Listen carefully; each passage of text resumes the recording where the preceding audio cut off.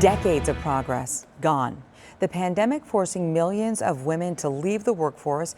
In fact, it's being called the she session. And women in leadership say this could create more barriers for our next generation. It's never going to be an easy choice for a mother to say, do I stay home? Do I care for my family, my children? And then what about my job? It's a blend, right? It's always this balancing act that we have to do.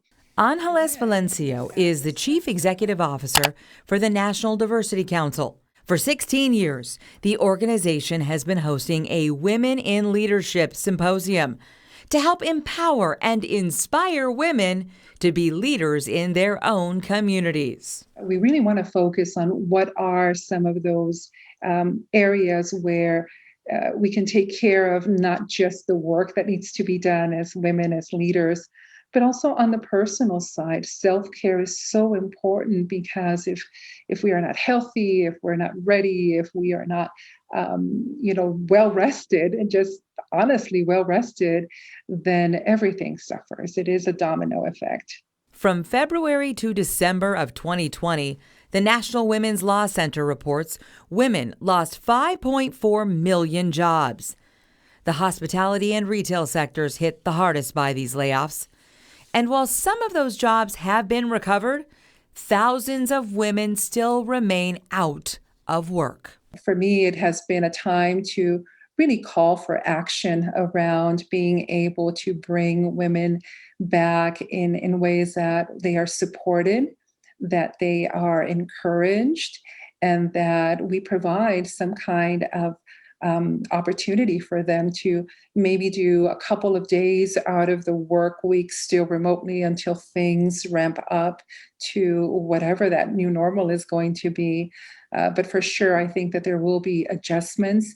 And unfortunately for women, we will be set back a little bit because of that. Amber Ehrlich is the founder and owner of the Tidy Bungalow, a professional organizing consultant company in Scottsdale.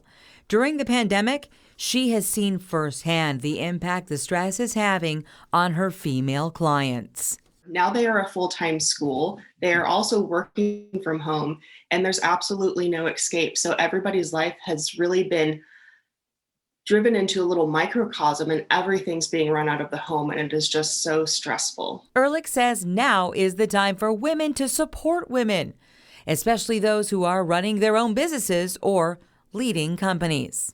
It's been vital to have support of fellow women in my industry that are facing the same challenges that I do. And it's also been really great to work with women locally, to just have somebody to ask questions to have their female perspective, and to get encouragement day by day as a new business owner it's just key. It's simply key. I think we lead by example. And as more and more women take on greater challenges and greater responsibilities, and our younger generation is able to see that, they reflect themselves in that, right? You can't be what you don't see.